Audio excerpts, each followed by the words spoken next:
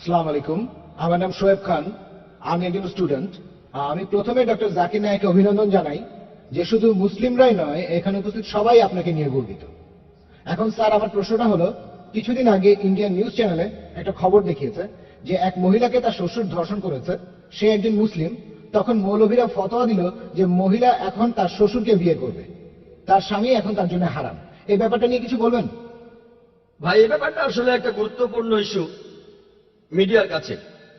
আর আপনারাও হয়তো জানেন যে কয়েক মাস আগে ইন্ডিয়াতে ইমরানা নামে একজন গৃহবধূ, তাকে তার শ্বশুর ধর্ষণ করেছিল। তখন ফতোয়া দেওয়া হয়েছিল, বেশিরভাগ ইন্ডিয়ান ওলামাই তখন ফতোয়া দিয়েছিলেন। আর একটা দারুল উলুম ফতোয়া দিয়েছিল, যেহেতু মেয়েটাকে তার শ্বশুর ধর্ষণ করেছে, সে তার স্বামীর কাছে ফিরে যেতে পারবে না, সে স্বামীর জন্য হারাম হয়ে গেছে।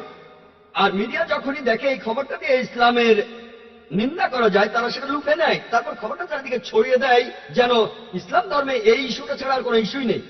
আর ইন্ডিয়ান প্রেস তারা কি করেছে, বেশিরভাগ চ্যানেলে খবরটা দেখানো হয়েছে যে ইসলাম ধর্মের উলামা, শিউখ আর মাওলানা তারা বলে একটা মেয়েকে তার শ্বশুর ধর্ষণ করেছে, সে একজন ভিকটিম। কিন্তু ইসলাম ধর্ম কি বলছে? ইসলাম তাকে সাহায্য না করে উল্টা আরো তার নামে বলছে যে মেয়েটা স্বামীর কাছে যেতে পারবে না, সে স্বামীর জন্য হারাম।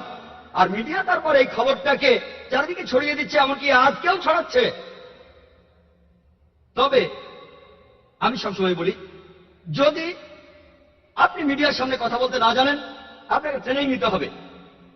আর এই ঘটনার কয়েক সপ্তাহ পরে অন্য কয়েকজন মুসলিম বিশেষজ্ঞ বলেন, না না না, মেয়েটা তার স্বামীর জন্য হারাম নয়, সে স্বামীর কাছে ফিরে যেতে পারবে। যারা ফতোয়া দিয়েছে যে মেয়েটার জন্য তার স্বামী হারাম, তারা ভুল বলেছে। তারপর তারা অমুসলিমদের সামনে এ নিয়ে তর্কযুদ্ধ শুরু করে দিল। আমরা এইভাবে আমাদের দুর্বলতাগুলো অন্যদের সামনে তুলে ধরছি। মজার ব্যাপারটা হচ্ছে, বিশেষজ্ঞদের এই দুটো দলই তাদের ফতোয়া দেওয়ার জন্য পবিত্র কোরআনের একই আয়াতের উদ্ধৃতি দিয়েছে। যারা ফতোয়া দিয়েছে যে মেয়েটা হারাম তার স্বামীর জন্য, তারা সূরা নিসার একটি আয়াতের উদ্ধৃতি দিয়েছে। সূরা নিসার 22 নম্বর আয়াতে বলা হয়েছে যে নারীদের মধ্যে তোমাদের পিতা যাদের নিকাহ করেছেন, তোমরা তাদেরকে নিকাহ করো না।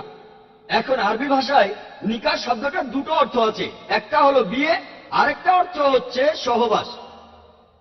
আর আরবি ভাষা সম্পর্কে ভালো জানে এমন কাউকে জিজ্ঞেস করুন, তিনি বলবেন হ্যাঁ, নিকাহ শব্দটার দুটো অর্থ আছে, একটা হচ্ছে বিয়ে, আরেকটা হচ্ছে সহবাস। আর বিশেষজ্ঞদের প্রথম দলটা, তারাই সংখ্যায় বেশি, তারা হলো দারুল উলুমের একটা বিশেষ গ্রুপ। তারা নিকাহ শব্দটার অর্থ করেছেন সহবাস। তাহলে নিকাহ শব্দের অর্থ যদি ধরে নেন সহবাস, তাহলে কোরআনের এই আয়াত বলছে তোমরা সহবাস করতে পারবে না তোমাদের বোনের সাথে, তোমরা সহবাস করবে না তোমাদের ফুপুর সাথে অথবা খালার সাথে, এবং তোমরা সহবাস করবে না সেই মহিলার সাথে যে সহবাস করেছে তোমার বাবার সাথে। এটার উপর ভিত্তি করে তারা বললেন ছেলেটার বাবা এই মেয়ের সাথে সহবাস করেছে, এখন এই মেয়ে তার ছেলের সাথে সহবাস করতে পারবে না, সেজন্য মেয়েটার স্বামী তার জন্য হারাম। অন্য আরেক দল বলল না, এটার অর্থ বিয়ে। এ নিয়েই তারা তর্ক করতে লাগলো। আমাদেরকে হিকমার সাথে উত্তর দিতে হবে। 1 নম্বর পয়েন্ট, ইমরানা নামে এই মেয়েটার সাথে যা হয়েছিল সেটা সহবাস ছিল না, এটা ছিল জিনাবিল জবর, ধর্ষণ। ধর্ষণ আর সহবাস দুটো আসলে এক নয়, আর ধর্ষণকে আরবিতে নিকাহ বলা হয় না। 1 নম্বর পয়েন্ট। হয়তো বলবেন না না না না, আপনি শব্দ নিয়ে খেলা করছেন, এটা সহবাস, সমস্যা নেই। দেখেন, আমি আগেও বলেছি, যদি কেউ কোনো ভুল কিছু বলে, বিতর্ক করার একটা টেকনিক আছে। যদি কেউ বলে 2 যোগ 2 সমান 5, আমি তর্ক না করে বলবো আচ্ছা এই নেন, এখানে 2 লক্ষ দিরহাম, আরো 2 লক্ষ দিরহাম, এবার আমাকে 5 লক্ষ দিরহাম দেন। সে তখন বলবে না না না, টেবিলটাকে ঘুরিয়ে দিন। আমাকে যখন এই প্রশ্নটা করা হয়েছিল, আমি বলেছিলাম আমি তর্কের খাতিরে মেনে নিলাম যে নিকাহ অর্থ সহবাস। তাহলে কোরআনের আয়াতটা বলছে যে তোমরা সহবাস করবে না তোমাদের বোনের সাথে, তোমাদের ফুপুর সাথে, তোমাদের খালার সাথে, এবং সেই মহিলার সাথে যে তোমাদের বাবার সাথে সহবাস করেছেন।